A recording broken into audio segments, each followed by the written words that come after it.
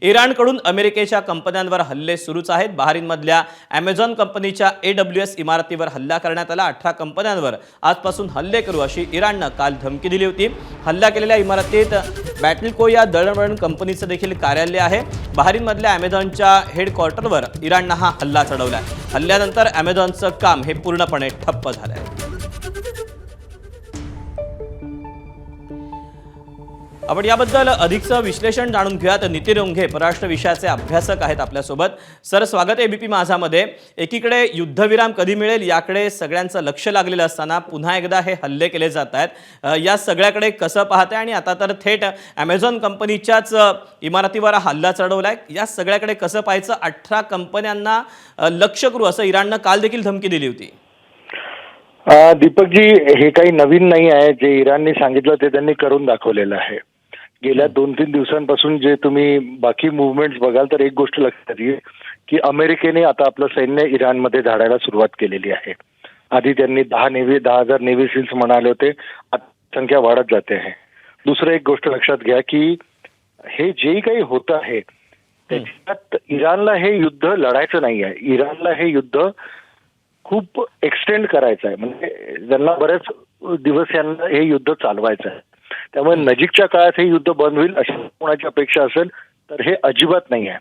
तिसरं एक महत्वाचं असं आहे की जसं अमेरिकेने सांगितलं की आता मी आमचे सैन्य तुमच्या याच्यात तुमच्या क्षेत्रात पाठवत आहोत, मला ऐकून एक गोष्ट आश्चर्य वाटेल आणि ही मीडियातही आहे की इराणचं जे IRGC आहे, जे इराण रिव्होल्युशनरी गार्ड कॉर्प्स, म्हणजे जे त्यांचं एक पॅरलल सैन्य असतं आपल्या म्हणजे डिफेन्स फोर्सेस सोबत जे पॅरलल सैन्य आहे, ज्याची निष्ठा केवळ आणि केवळ धर्माशी आणि त्यांच्या धर्मगुरूशी असते, त्याच्यात त्यांनी सांगितलं की आता आम्ही 12 वर्षावरील मुलांना सुद्धा प्रवेश देऊ आता त्याच्यात। त्यामुळे हे युद्ध कुठल्या बाजूला चाललंय हे बघणं फार म्हणजे इंटरेस्टिंग राहणार आहे। दुसरं, अमेरिकेला हे जे युद्ध लढायचे ते स्वतःच्या भूमीपासून 10,000 किलोमीटर लांब लढायचं आहे आणि इराणला हे युद्ध आपल्याच मातीत लढायचं आहे। त्यामुळे होईल काय होईल। आणि तिसरी एक गोष्ट की जे हुती बंडखोर होते, ज्यांना इतक्या वर्षांपासून इराणने आपला पाठिंबा दिला होता आणि ज्या हिशोबाने त्यांचं काम चालू होतं, त्यांनी आता स्ट्रेट ऑफ हॉर्मुझचा प्रश्न सोडवायचाच आहे, तर त्यांनी सांगितलं की आता मी तांबड्या समुद्रात तुमचे जहाज येऊ देणार नाही आणि जे येतील त्यांच्यावरती अटॅक करू। त्यामुळे जग एका फार मोठ्या प्रॉब्लेमकडे चाललेलं आहे। आणि जरी ट्रम्पनी काल म्हटलं की आम्ही युद्ध संपवू, 1 महिन्यातच जर त्यांच्याकडून झालेलं नाही काही, तर आता पुढल्या 2 आठवड्यात ते काय करणार मला तरी याबाबत खूप काही खात्री वाटत नाही। हे युद्ध लांबणार आणि बरेच काळ चालत राहणार, मिनिमम 3 ते 6 महिने माझा अंदाज। मात्र नितीन सर, यामध्ये आता ई-कॉमर्स जी सगळ्यात मोठी बाजारपेठ सध्याची आहे, त्याचं कार्यालय आहे अमेझॉन, ते पूर्णपणे ठप्प झालेलं आहे। एकीकडे इंधनाच्या झळा या भारतापर्यंत देखील पोहोचू लागलेल्या आहेत आणि तुम्ही जी भीती वर्तवताय की एवढ्यात तरी युद्धाला विराम मिळेल असं मिळत नाही, मात्र आगामी काळात याचे कसे दूरगामी परिणाम असू शकतात? नंबर एक इंग्रजीत म्हण आहे, आंतरराष्ट्रीय राजकारणात एक म्हण आहे की हिट वेअर इट हर्ट्स, जिथे मारा जिथे दुखतं। आता अमेरिकेने इराण पॉवर प्लांट्सवर अटॅक केले, इराणच्या ऑइल फील्ड्सवर अटॅक केले, यांना माहिती आहे की यांच्या आर्थिक नाडे अमेझॉन आणि बाकीच्या सगळ्या ई-कॉमर्स IBM सारख्या कंपन्यांच्या हाती आहे। आता त्यांनी त्यांच्यावरती अटॅक सुरू केला, हे तसंच आहे।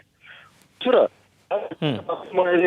प्रश्न वाढला, तेल जे आज समजा 100 किंवा $110 प्रति बॅरल, मला आजचा रेट माहिती नाही, तो $150 प्रति बॅरलवर जायचा आहे। जर $150 प्रति बॅरल गेला तर जगातलं बऱ्यापैकी कारण हे कोलमडून पडेल, बरेच प्रॉब्लेम्स इथे येतील। तर तिसरा प्रश्न तो विचारला की भारतावर काय होणार। आपल्याकडे ज्या हिशोबाचं म्हणजे इलेक्ट्रॉनिक पॉलिटिक्स चालतं त्या हिशोबाने कदाचित भारतीयांना 29 एप्रिल संध्याकाळी 5 वाजेपर्यंत काही विशेष प्रॉब्लेम नाही। एकदा शेवटला इलेक्शनमध्ये शेवटचं मत पडलं की कदाचित तिथून 10-15 मिनिटांनीच आपले पेट्रोलियम मंत्री एखादा ट्विट करतील आणि पेट्रोल डिझेलवर 10-15 रुपये वाढवून देतील। कारण हा एक फार महत्त्वाचा, एकंदरीतच तुम्ही सर म्हणताय त्याप्रमाणे की याचे जे परिणाम आहेत ते केवळ काही काळापुरते नाही तर दूरगामी असतील।